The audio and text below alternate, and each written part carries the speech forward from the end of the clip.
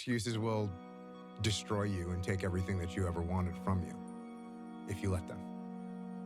Doesn't sound like a friend. No, it's definitely not a friend. It's definitely not a friend. It can seem like a friend, just like your friend that keeps feeding you drinks at the bar can seem like a friend, but are they really helping you in any way, shape, or form? No, they're not. They're not. So when your excuses make you feel a little bit better about the fact that you didn't execute on what you needed to execute on, then they can make you feel better, but they're not helping you. They're not helping you at all. And there's no purpose in your life. You know, people need to have purpose to get up. They need purpose to perform. You need to get to a point in your life where there's nothing on the docket. There's no 5K, there's no I'm gonna get into school to be this or that and still perform to the highest level. Because what people don't get is one day that thing's gonna come up. And if you're not constantly performing without purpose, you're not gonna be ready when the time comes. It's this magical thing, purpose, that we're all looking for. But what's funny about it all is that we need these things to perform. But we don't take a second to realize the purpose is always there. The purpose never leaves us because the very purpose is you. You are always the purpose. There may be another purpose, like being a SEAL or going to college or whatever, but the main purpose in life is you. So if you wake up in the morning and you don't want to do something, you don't care enough about yourself. And that's what you need to really research is, man, why am I not doing this for myself? Because that is the number one purpose in life, is to better oneself. So that's the only purpose I fucking need. So the reason I get up every day, even though there's no race or there's no school or there's nothing in front of me, is because I have pride in myself. I get happier about the harder it is because I know that no one else will follow. It's a selection effect. And I think if you can shift from this is hard to no one else will be able to do this, then it flips from being this thing that you're like, oh, poor me, to oh, poor everyone else who's gonna have to fucking try. And I think that is so much more motivating as a frame for the exact same circumstance. How it's so hard to see the good if you're only seeing the bad. Like, there's so many people that struggle with what their version of success is because they're looking at someone else's. There's so many people that struggle with their world of relationship because they're judging theirs based off of someone else's, right?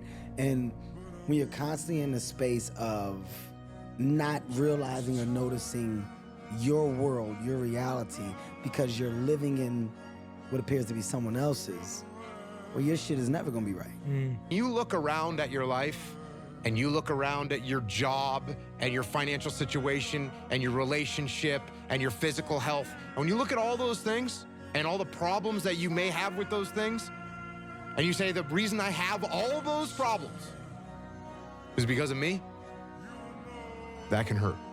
That can sting. Of course you don't have it all together. You're not supposed to have it all together. You're not expected to have it all together. Anybody looks at you at 26, 27, 28 years old and says, hey man, what's wrong with you?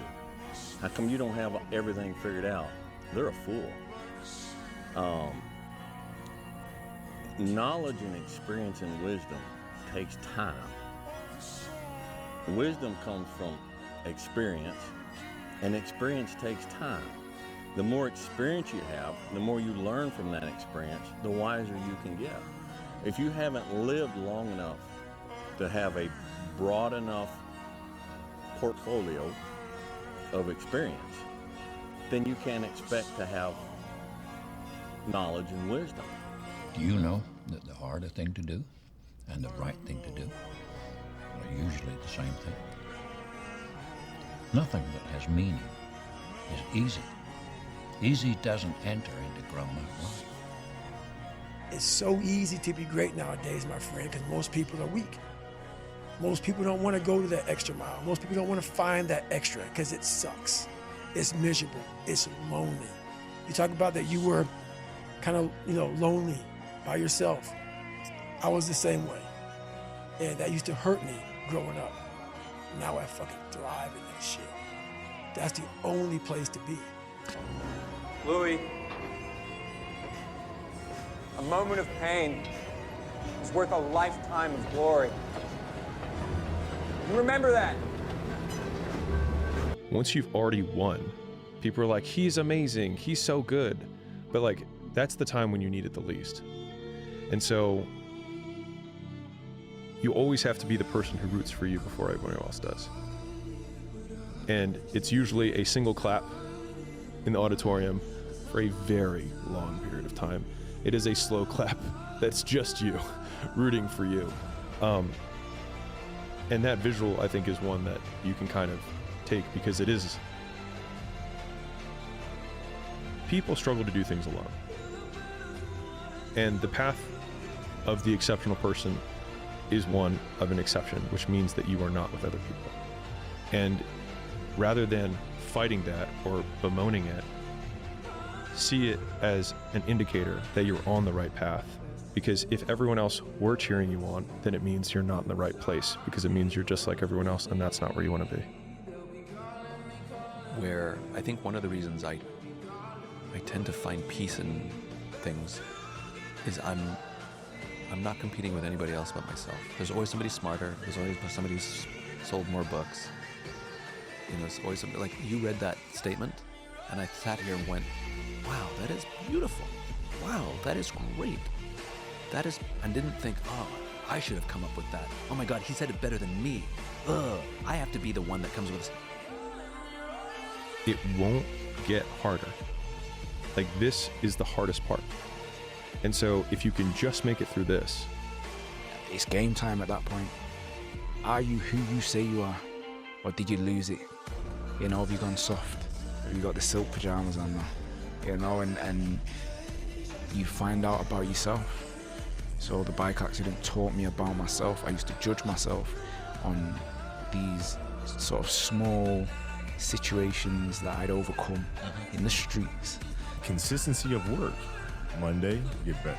Tuesday, get better. Wednesday, get better, right? And you do that over a period of time, you know, not like 1 month or 2 months. I mean, it's 3, 4, 5, 6, 7, 8, 9, 10 years, and then you can get to where you want to go. There's a question being asked. Do you want to live or not? Before I bless you with all of these great things that you've imagined happening in your mind, you're going to do all these great things and contribute back to the world. But first, you have to commit to loving yourself. I want you to recognize that you feeling stuck right now is not the end.